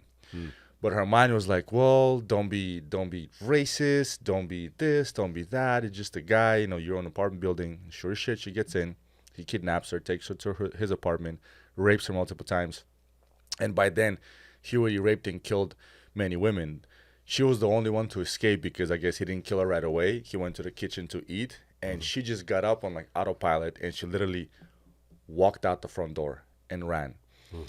But had she listened to that gut feeling, she would have not been a victim of it. So it's that gut feeling that we have in us and the gift of fear that we still have. Is sometimes we gotta listen to it, man. When something doesn't feel right, it's there for a reason. Yeah, and it's interesting you say that, because prior to bumping that grizzly bear on that mountain, you know how you get that hair standing up? I had just a weird feeling. Really? Yeah, it was the craziest trip. So I totally believe that. I totally believe that. I listen to those situations whenever I'm like at work, for example, and I'm going to a call and something just doesn't feel right. I was like, right, I got to be a little extra careful with this. Let me get let me get some backup. Let me, approach it from a distance. I try to listen to, because you can elevate your heart rate and make yourself down at the same time. And if you start like psyching yourself out, then everything's going to go to shit. You just got to remain calm and be a little more calculating about it. But if something doesn't feel right, it's there for a reason. Like listen to your gut. Totally. But like you said, if all you do every day is sit on your ass, play video games, or you have absolutely zero instincts, how are you gonna be able to deal with stress that comes with you? No, absolutely. No. The only instinct would be to go get some Cheetos, right? Cheetos and a, what do they drink now? Those seltzer alcohol? I mean, what is that Is it, called? White Claw? White Claws, Hey, yeah. listen, man, Yeah. listen. Yeah, Don't White hate on Claws. White Claw, okay? I used to talk shit about people because I was a double, triple IPA and a Scotch type of guy. I still am once in a while. Yeah. Not so much IPA. You know, whoever would drink White Claw, I'm like, you're a pussy. Now I've been training with you for over a year. Yeah. You can use a White Claw. White Claw is probably the only thing that I would drink Caloric in wine. complaint. Yeah. Dude, it's like 0 calories or so, 10 calories. Yeah. Can't go wrong with that. So I became that dude. Yeah. But even that is very rarely. Like wine is the only thing I drink. Yeah. Yeah. Barely touch my liquor. Yeah, well, I just feel about that because I used to be just a hard liquor guy, right? Like beer wasn't doing it for me, so same. It was like, why would you drink so many of those to get where you want to go, Yeah. where you can just get there very much faster with, whiskey. Yeah, but dude, So- alcohol definitely ruins it for you. It does. I mean, it downregulates your recovery, obviously, and so many other things in the body. But I tell people, if you want to drink, it's fine. I don't, just because I don't want to, but I'm never going to tell a grown-ass man or an adult what to do. Just know you just have to adjust expectations. Yeah, I just have so much to do the next day, every day, Yes. that I was like, Yeah. I don't want to drink like more than 1 glass of wine. Yeah. Because if I do, and if I have like hard liquor, like 2-3 glasses back to back, like Scotch. I'm still a fan of Japanese whiskey when I smoke a cigar. Yeah. I'm just not the same the next day. Yeah. And the breaking point for me was the fact that it slows down your protein synthesis. Yes. I was like, nah. Yes. So I stopped drinking double and triple IPA because hops kill your testosterone. Yes. So I was already mad about that. And then I learned that alcohol, I'm like, man, this shit ain't working out for me, dude. Yes. Yeah, it's one of those things that, once you actually see what it does, you start to question whether or not you should do it, just because, even though it's, whiskey I've always loved it. Cigars, especially when you match it with a cigar, it's great. It's but when you fantastic. see what it actually does to down-regulating so many things, it's like, man, I don't know if I want to do this, But yeah, I totally get it, Alcohol is there. It's not going to go away, for some people. And that's fine. The good news is that, if someone's still getting in great shape, you can still do it drinking alcohol. You just have to be more accountable to it, right? Yeah. But it's just one of those things that it could be a vice for you, like it was for me. So Yeah, for all of us. yeah. For a long, long period of time. Yep. Now, you're in the industry where you literally help men become better. Yeah. And that's what I love about, the Gogi, former Battle Ready, right? Yeah. I'm the product of Battle Ready. Yeah. Right now, with the OGs. Gogi. Yeah. And I'll make sure, we can give them a shout out and put all your IG handle at the end of this Yeah. episode. You're in a business where you help men become better. Mm-hmm. For my listeners, what is, I would say, maybe your top 1 or top 3 reasons why most men fail, and what separates the ones that actually stick with it and become better men? Mm-hmm. Like what is it that they can get from within themselves to actually become better? Because you see a lot of men come across you in your training programs. I'm one of them, and you see the patterns. I'm sure you see some patterns. Yep. So what is it that you see, and how can the men who really want to become better? Yeah. Okay. So I guess I could first start off with, how to guarantee failure, Okay. right? How to guarantee 100% you're going to fail in any fitness program. Number 1, don't follow the blueprint. Still think that the old way you used to train is still the correct way. Don't follow any type of meal planning. Eat what you want, right? And just go to the gym and think the gym itself will do the work, right? Number 2, don't use any data.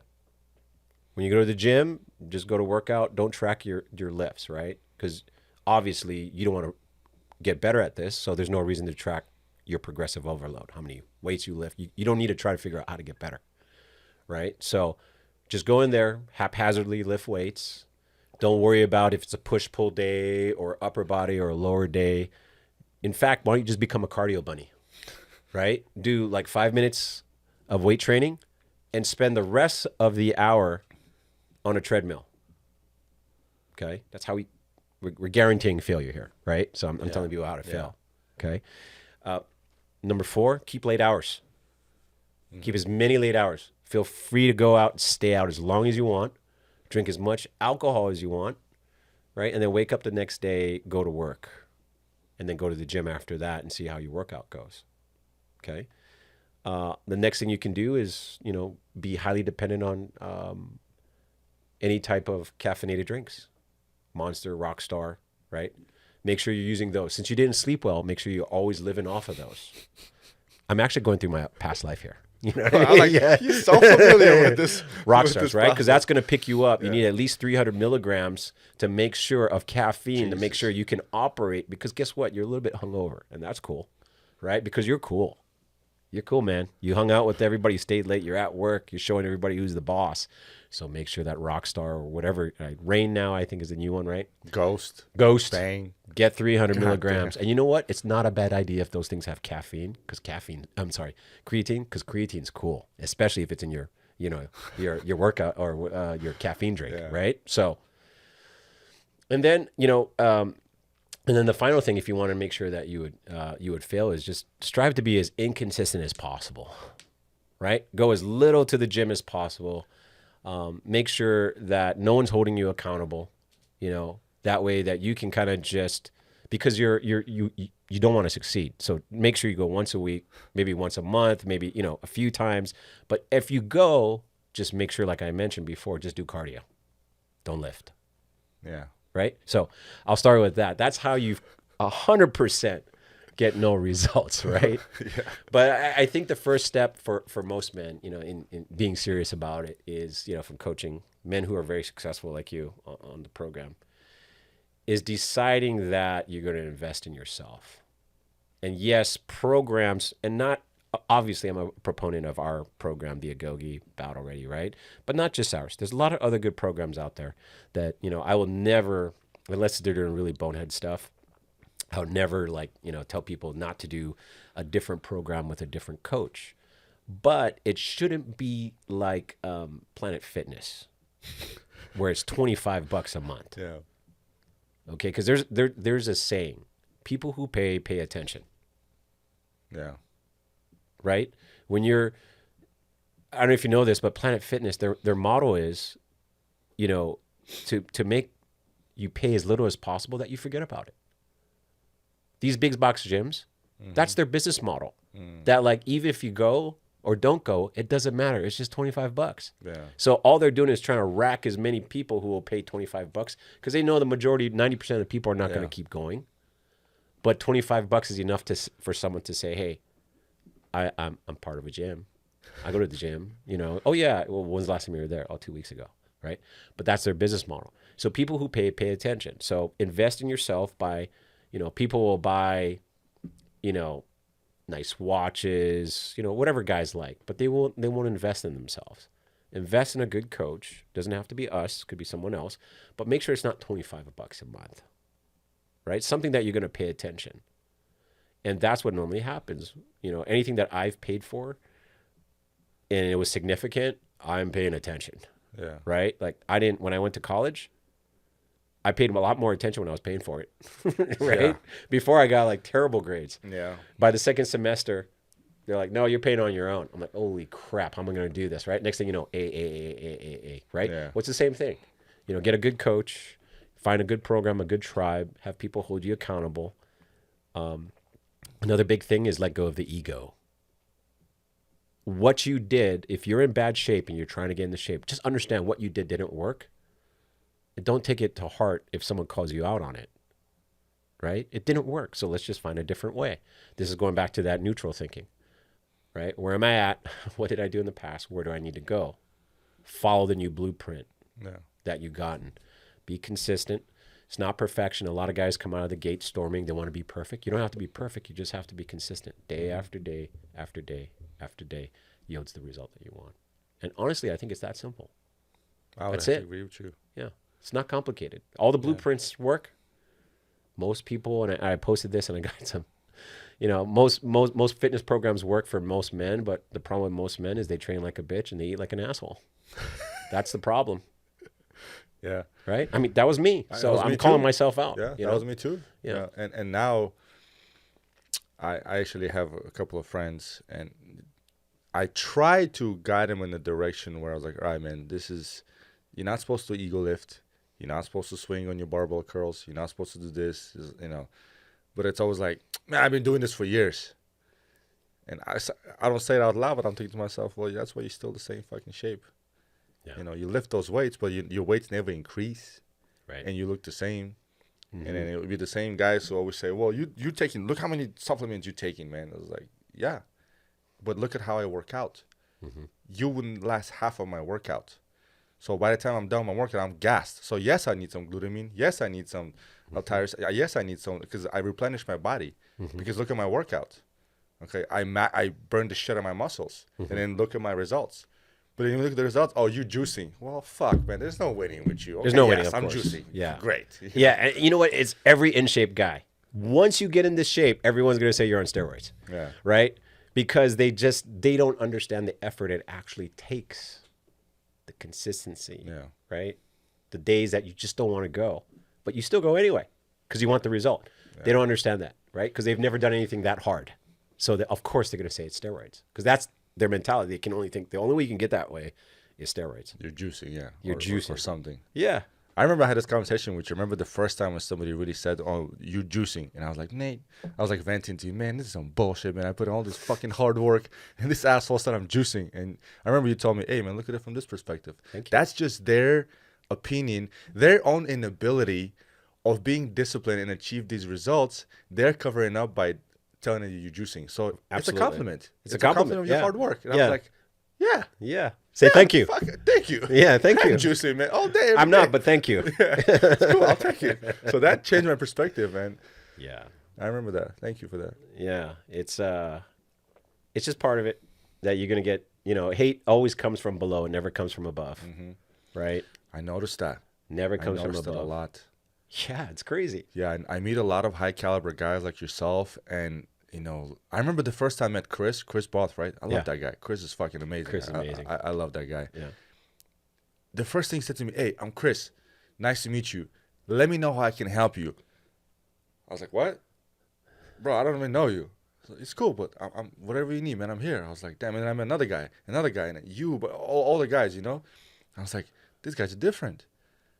So yeah, the hate never comes from above. It comes from below. No.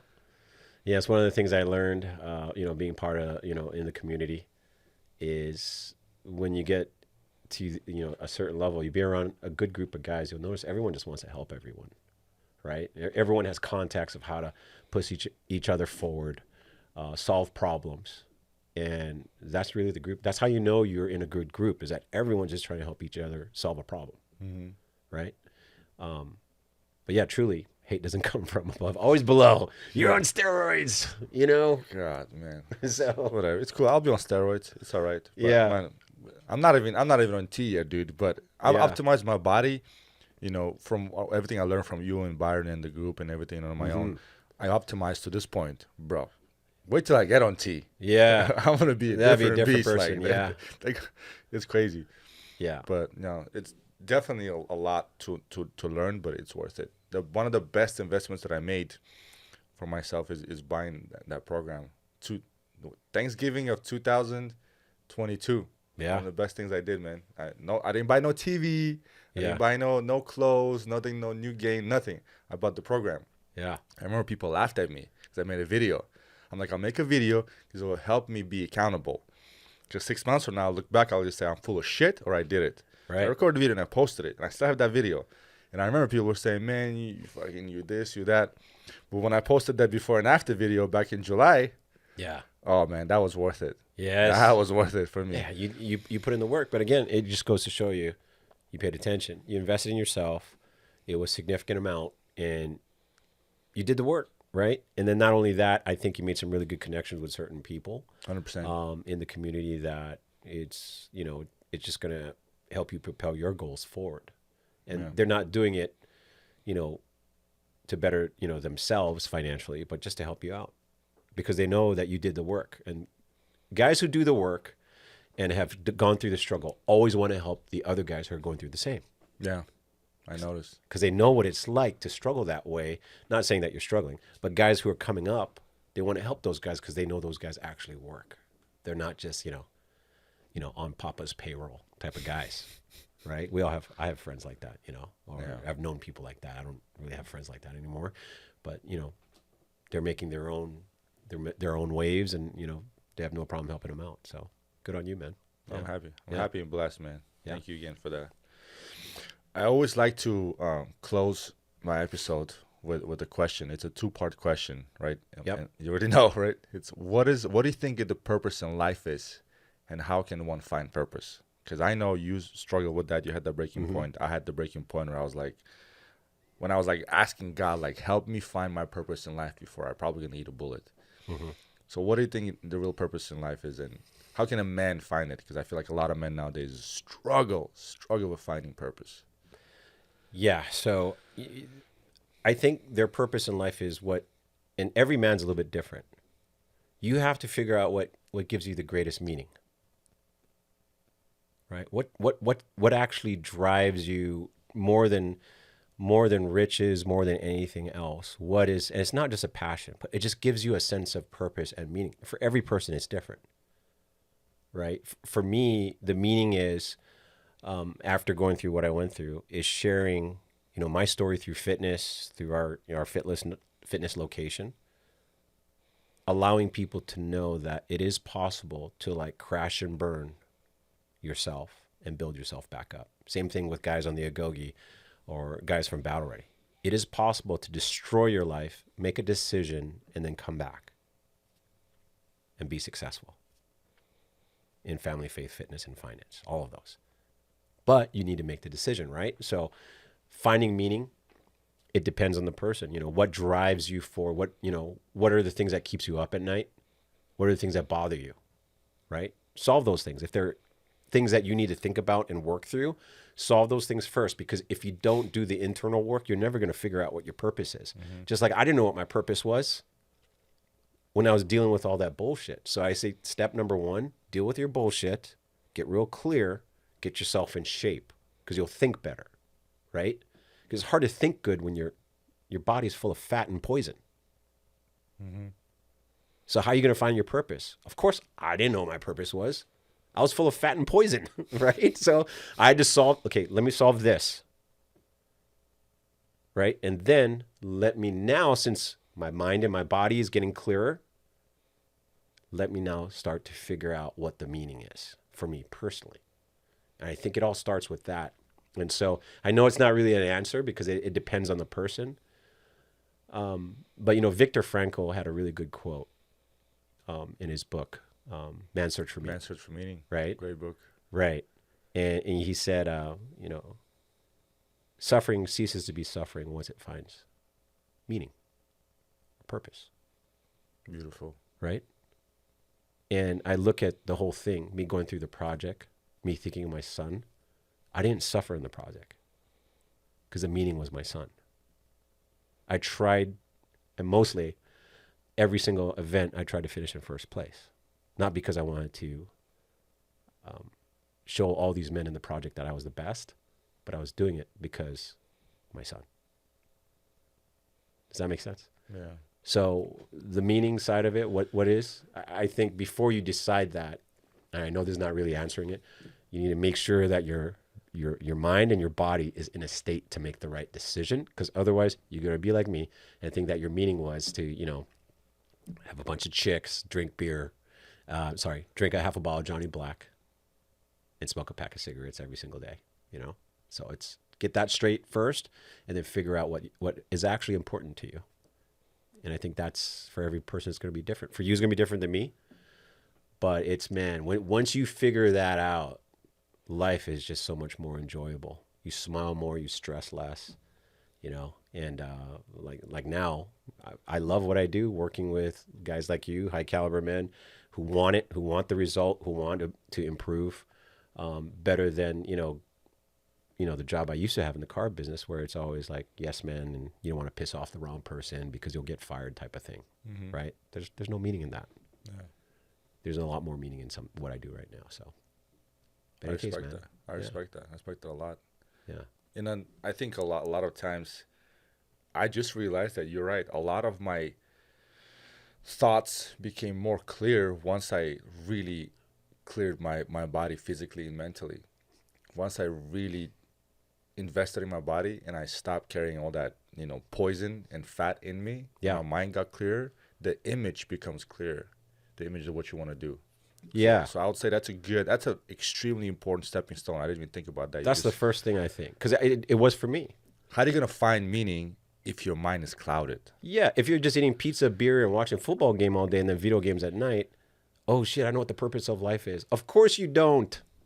Yeah. How would you? All the roads lead to fitness, man. It's crazy. Yeah, it's pillar number one. Like we believe in the Agogi, it's pillar number one because everything comes from that. And men, we're just reptilian. We just operate better when we're fitter and we're stronger. Mm-hmm. We have more confidence. Part of it is That's how also we're built. part of masculinity is being fit. Yeah. You have to be stoic. You have to be strong. You have to be able to hold your own, to protect yourself and your family and other innocent people around you. I mean, looking at different cultures, especially growing up, like Romans, gladiators, Spartans, Greeks, they were all into fitness. Eastern cultures, a Yeah. lot of those warriors. Yeah, it had to be. Fitness was a crucial part of that. I mean, they had to fight for a living. Jesus, Yeah. man. Fight off barbarians. It's either that or die. Either that or die, Yeah. Yeah. Yeah, that's great. And, a challenge I'll put out to, some of your listeners is one that I did that got a lot of good traction. The 50-step challenge. I did that a long time ago. 50-step challenge. Yeah. Very few men can actually carry their wife or their other half 50 steps. I know Like you this or in over, doesn't matter Either how? way, it doesn't matter. It just goes to show, like, oh, what's my meaning in life? What's my purpose? Okay, can you carry your wife 50 steps? If not, probably you should get your ass in shape first before, depending on the meaning of life, because you can't even do that. Yeah. Because if your house was on fire, Fair point. what are you going to do? Yeah. And some guy said, well, my girl's big. Well, then get stronger, bro. Then get stronger. You love her, right? Then get stronger. You got to be able to pull her out. So anyway, yeah, that's kind of my take on it. That's going to shake, ruffle some feathers, man. What's that? 50-step challenge. Well, I mean, just try it. I mean, it's it's this neutral thinking, right? You need some benchmarks, and I think men operate well this way. It's like, bro, can you do this, right? Because when we were kids, what did you do with your friends? Hey, can you do this? My son does this now to me when we're in the pool. Dad, can you do this? He goes down and dives, picks it up, right? Well, it's going to resonate with him. Can you do this? Can you carry your significant other, your wife, your girlfriend, 50 steps? And if not, reality check. Yeah. Right? Maybe you should worry about getting into shape first, then trying to figure out what your purpose is, because your mind's jacked up still, or your body's still jacked up. So that to me says, so is your mind. Right? Anyway. That's a fair point. I like that. Made me realize a couple of things today that I did without realizing. Yeah.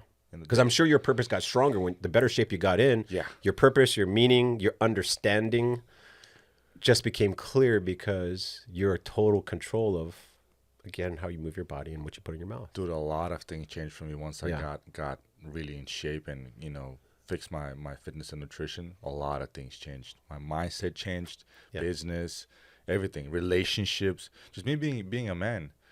I'm no longer, and I'll be honest about it. There's times in my life where I acquired certain responsibilities and taking certain risks. So I'm like, damn, this is scary. Mm-hmm. I don't even have a kid yet. Yeah. Like, I'll be honest with you, man, I'm scared shitless. Yeah. And it's about time where, soon enough, we might have been this year, we'll start, possibly planning on, experimenting. I'm fucking scared, bro. Yeah. Like, I'm gonna be honest with you. It's I was scared. I don't think I'll ever be ready. So I realized that I don't think I'll ever be ready, and for that reason, I might as well just go for it. Yeah. There's never perfect timing. You'll never be ready. It's just something you're going to have to experience. And I can honestly say that it's made me a better husband and a better man in general. The question that I ask myself is, obviously, a child, human being, responsibility, finances. Yeah. Will I be able to acquire that level of responsibility as a man? So that's the question I ask myself. Of course you will. Because once you hold your child in your arms for the first time, dude, you will do anything. It doesn't matter, man. I still remember the first time I held and looked down at him, man. It's like, holy smokes. I got to get my shit right. You know what I mean? It was the most beautiful thing I've ever seen. It killed me. But in a good way, man. And you're just going to get better and better. So as good as you are right now, I think you're just going to leapfrog. You're going to go harder. you're gonna go better, you're gonna go harder, and you'll probably have more kids. I think one of the mistakes my wife and I made is we waited too long. We should have had another one. You know, he's gonna be 5 this year. We're gonna work on another one. But now I understand why some people have like 10 kids. Damn, a little army. That's great, man. You know, so it's yeah. I encourage everyone to have a child. You know, we don't have a world population thing going on. You know, we need more people. You know, so. Bro, I'll be calling you like, Nate. Yeah, fuck. Especially you and your wife. I mean, you guys are savages. So you guys are the ones that need to have kids to kind of like combat all the lunatics that are having kids. You know what I'm saying? Yeah. Yeah. Yeah. I think we definitely need more functional couples to have more children. Yes. I come across so many dysfunctional people having children. Like, man, who gave you the fucking license to bear a child? Shocking, right? Like, you don't even know how to take care of yourself. We have like 5 kids from 5 different baby daddies. Yeah. And here I am like, fuck, Nate, what am I doing? Yeah. It's going to be amazing. Yeah. Dude. It's so beautiful. Yeah. All right. I'll be calling you. Yeah. I'll be like, always open, all man. Stressed out and shit. Calling you, Byron, Leighton, I think you'd be great at it. I think you'd be a great dad. Thank you, man. Yeah. I appreciate that. Yeah. Thank you. Definitely. Can you let your viewers know where to find you, how to find you? I personally think you're a great coach. Yeah. You and Byron, you guys are my first 2 coaches. You definitely helped me. It gave me, showed me the ways of how to get in a better physical shape. But, and I want people to be able to reach out to you, maybe tell them where your gym is at and how to find you online, because definitely they need to get a hold of you, man. Yeah, absolutely. So my Instagram, I have Instagram, Facebook, not so much on Instagram, and Twitter, or X now, which I actually spend probably a little bit more time on there now because of the getting censored on Instagram a little bit too many times. But both are the same. It's Nate Yamasaki. It's very simple. It was one of the things where, you know how people had different names out? Is one of the things when I gone to this 100%, I'm just going to be me and I'm happy with me. It was just Nate Yamasaki. That's who I am. So find me there. Also, the Agogi is also, an Instagram page. I don't run that page. I think Byron and a couple of other guys, if you kind of want to see what we do, the transformation of men, feel free to take a look at us over there. But yeah, they can reach out to me at either of those. Just send me a message, and if they need any help, I'm here to help them out. And you also have a gym. You actually train people. Literally. So yeah, live. We just started a challenge. We my wife and I we own Torrance Fit Body Boot Camp, Torrance FBBC, located in Old Torrance. So if you have any of your viewers are local, they want to come by and get a session in or just try it out. It's a little bit different. It's strength based, a little bit more hit stuff, but it's quick. It's 30 minutes. Feel free. Also Instagram Torrance FBBC. They can reach out to as well. Awesome. Yeah, awesome. Yeah, I definitely suggest you guys reach out to him, find him, and he knows how to get in shape. As long as you guys do the work, put in the work, this man will get you there. Yeah, we'll give you the blueprint. If you guys found any value in everything we talked about, and I think we talked about a lot today, please click like, share, and subscribe, and definitely follow this guy. Thanks for having me, man. Appreciate it. Thank you, brother. Okay. Appreciate you. Thank you. All right, man. Awesome.